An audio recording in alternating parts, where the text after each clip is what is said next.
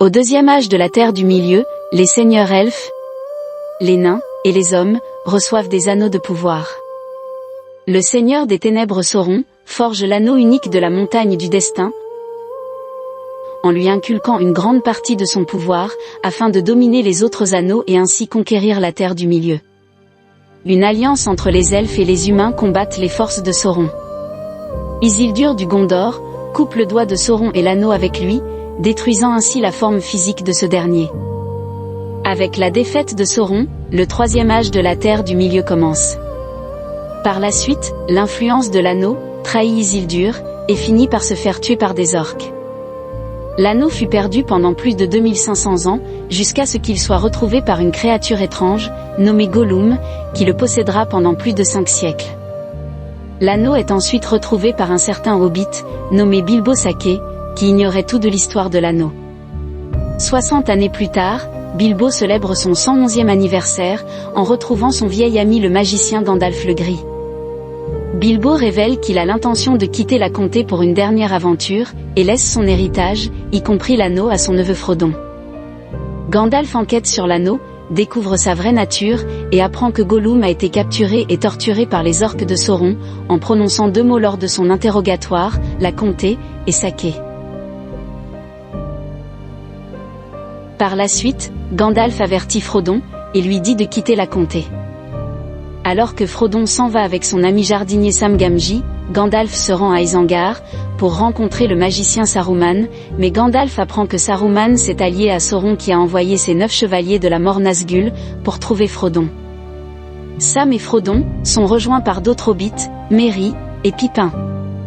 Arrivant à échapper aux Nazgûl, ils arrivent à Bree où ils sont censés rencontrer Gandalf, mais Gandalf ne se présentera jamais, car Saruman l'a fait prisonnier dans sa tour.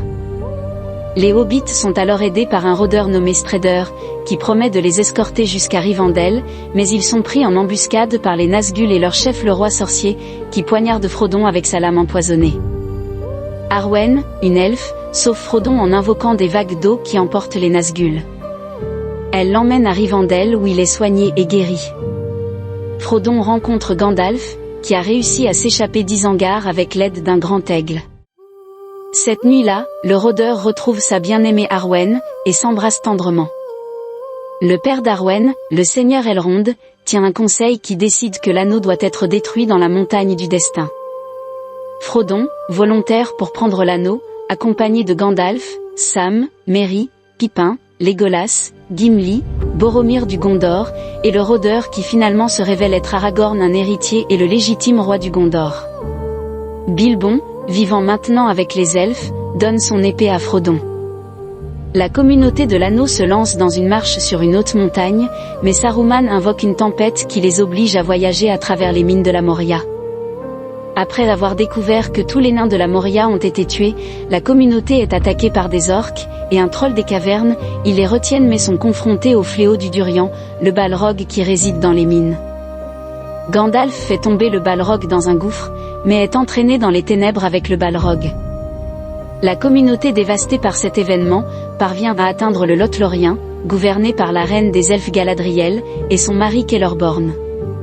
Galadriel informe en privé Frodon, que lui seul peut terminer la quête, et que un de ses amis essaiera de prendre l'anneau. Pendant ce temps, Saruman crée une armée d'Uruk-hai, pour traquer, et tuer la communauté.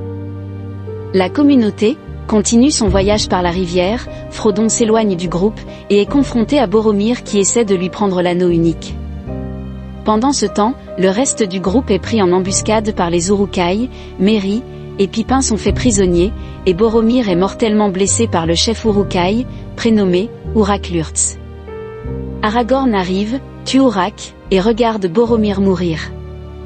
Effrayé par l'anneau qui corrompt ses amis, Frodon décide de se rendre seul au Mordor, mais reconsidère ensuite en permettant à Sam de venir, qui a promis à Gandalf de veiller sur lui.